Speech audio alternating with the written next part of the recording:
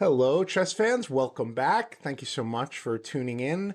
I woke up to a barrage of texts and emails saying to me, thank you so much for showing us this game where you beat Jennifer Shahade. But didn't you have any games where you beat Greg Shahade?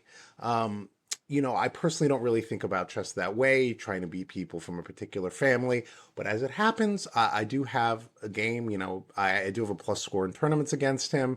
And one of those games has survived for history from the 1998 U.S. Junior Championship. So let's just jump right in and take a look. I'm black here.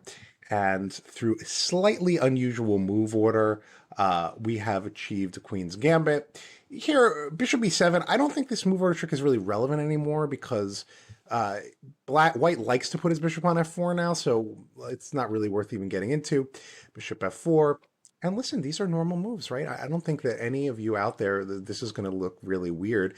Actually, right here, if I was alert, I think I could play knight h5 to try to get this bishop. If you're able to trade this knight for this bishop, that's usually a good idea. But, this is normal, right? This is not unusual. I took it. And now here we are, just kind of moving around. Queen a5, obviously can't take the bishop. I would take his rook. The exact moves don't matter too much. He came back, right? I came back. Okay, now, I don't know why he doesn't just castle here. Just do something normal. But I guess he had more aggression on his mind. Bishop f5, I took it. And now knight e4. Actually, white could even castle in this position, sacrificing this pawn. But I think what white did is pretty naturally played knight e5, which looks good. Threatening to play queen takes f7 check, king d8, and then queen over to d7. I just castled. Now we have the critical moment of the game. White actually could play knight c4, and there's a lateral pin, so I can't take the knight because I'll lose my queen. And I'm sure that if this did happen in the game, that I would have played queen d8 probably. Let's say he takes on e4, I take here. White could play g4, and white's a little bit better, right? I'm not down any material, but my king's a little bit unsafe. In this position, the computer gives queen a6. If knight takes d6, knight takes d6 is fine. So the critical move was knight e4, bishop b4 check. But I doubt that I would have done this. If king d1, bishop e7, okay, I mean, it's a little tricky. I doubt I would have gone for those complications. But let's see what he did in the game, because what he did in the game actually looks quite natural and very scary for black.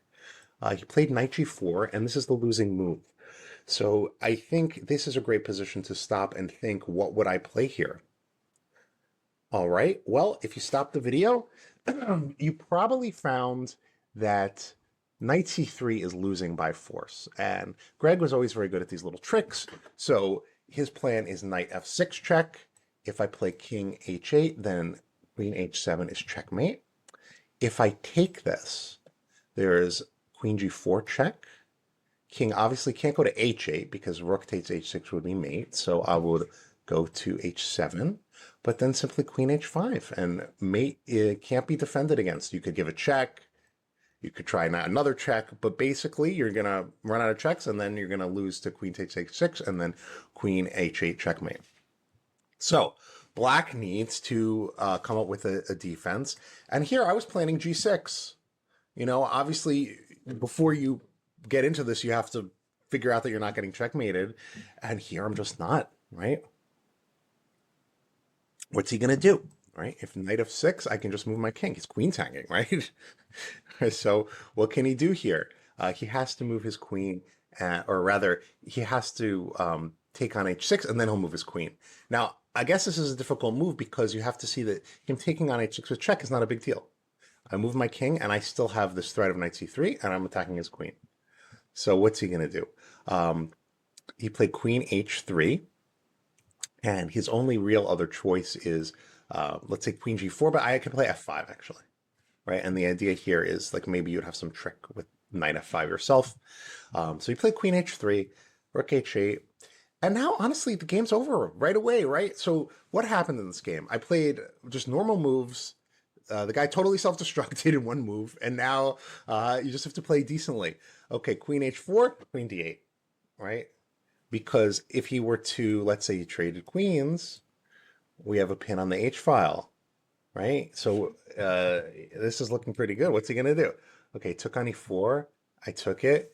And now it looks like this knight's going to be lost. It's very hard to get out. If he takes on E4, right, then this knight is hanging. So he goes back. Okay, queen G5. Well, now I have it surrounded. Queen D7, trying to cause some trouble. Rook H6. Okay, well, if he plays Rook H6, Queen H6, Queen D6, I have Queen H1 check, picking up the rook on A1. So that doesn't work, huh? So he takes it and he castles. Now black's up a piece, and also white's king is not that safe, right? Actually, white's king is going to be shown to be less safe here. White takes on b7, and this opens the b file for black to attack, but you can't really blame him because if you look at this position, down a piece for a pawn, you're going to have to get some material back or the game is just totally over. So he takes here, I play rook b8, and he plays queen a7. Now, what happens on this move? You might want to stop for a second. Black here has rook b2. And if king b2, bishop a3 check. And if king takes bishop, then queen takes queen. So he had to take, in this position, he takes on a7, queen e6. Okay, but now the white king is really feeling unsafe, right? Black now has a big attack. All these white squares are super weak. All the pieces are in the game. And there's an extra piece attacking. Queen e5, threatening to play queen g5 check. We don't want any counterplay. So rook b5 sends him back. Queen a2. Okay, well now you can't play queen takes c6 because this would be checkmate, right? So let's see what he did. Rook d2. And let's see what's the threat. Let's say white plays this or something. Rook b2. Bam. If queen b2, bishop a3, right? So he's got to defend. Rook d2, okay? But this is really no defense. There's multiple ways to win. I chose this one. Obviously, I could take also on b2 if I want in this position. If he were to play pawn takes bishop, then I have this check. He has to put his queen in the way and I could take it. So really, there's not much left here. Rook c3 check. Multiple ways to win. Played here. I took it. I played queen c4 and he resigns. So I'm up a piece and actually more is being lost. If king d2, then this is very good. And checkmate.